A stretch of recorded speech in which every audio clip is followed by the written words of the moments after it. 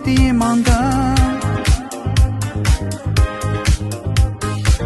Heç bir zaman övlad istəmədiyim zaman.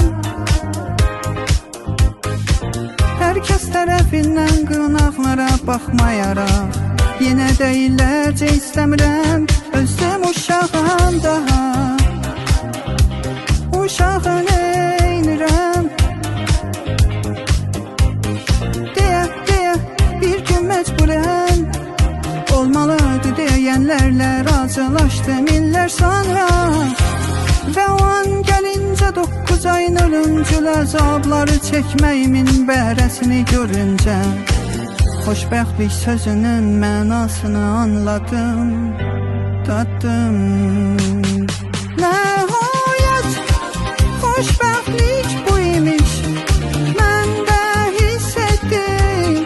Nəhayət xoşbəxtlik bu imiş, mən də hiss etdim.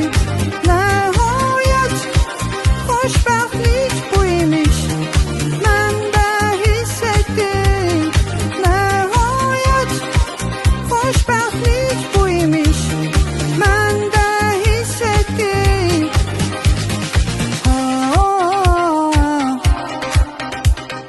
Mən də hiss etdim.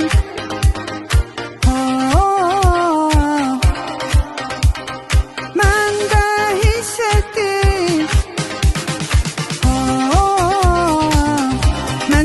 etdim. Mən də hiss etdim.